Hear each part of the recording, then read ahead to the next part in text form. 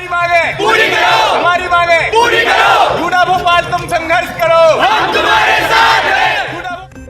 डॉक्टरों की हड़ताल मरीजों के जीवन पर भारी पड़ जाती है। यह बात किसी से छिपी नहीं है, लेकिन इस बात से भी इनकार नहीं किया जा सकता कि डॉक्टरों के अपने जीवन में भी चुनौतियां कम नहीं है। यदि वह स्वयं ही सुविधाओं और समस्याओं से घिरे रहेंगे तो निश्चित रूप से पूरे मन से मरीजों का इलाज वे नहीं कर पाएंगे। परंतु इस बात की तरफ जिम्मेदार प्रशासन देखने को तैयार ही नहीं है। इसका एक उदाहरण तब देखने में आया जब बीते 31 जुलाई को भोपाल के जूनियर डॉक्टर बाला सारस्वत ने आत्महत्या कर ली और उन्हें न्याय दिलाने के लिए भोपाल जूनियर डॉक्टर संघ ने हड़ताल शुरू की। लेकिन बीते 5 दिनों में इस हड़ताल की तरफ शासन प्रशासन ने कोई प्रतिक्रिया नहीं दी। इसके बाद जबलपुर मेडिकल कॉलेज के जूनियर डॉक्टर संघ ने भी हड़ताल शुरू कर दी। उन्होंने इस बात को लेकर भी मांग उठाई कि जब भी कोई रेजिडेंट डॉक्टर ज्वाइन करता है तो उसे कम से कम 15 दिन समय दिया जाए, ताकि वह जहां पर ज्वाइन कर रहा है वहां की व्यवस्थाओं को समझ सके, आगे किस तरह उसे अपनी कार्यशैली और गतिविधि को अपनाना है इसे वह समझ सके।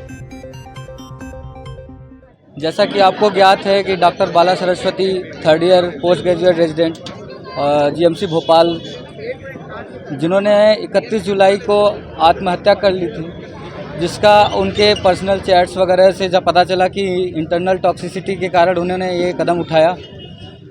उनकी फैमिली के लिए, उनके सारे रिश्तेदारों के लिए हमारे तरफ से बहुत सहानुभूति है और उन्हें इंसाफ दिलाने के लिए जो पिछले 5 दिनों से जूडा भोपाल ने स्ट्राइक ऑर्गेनाइज कराया था, जिसका अभी तक प्रशासनिक या फिर रिस्पॉन्सिबल अथॉरिटी ने कोई रिएक्शन नहीं दिया, उसके सपोर्ट में हमने भी स्ट्राइक ऑर्गेनाइज कराया है।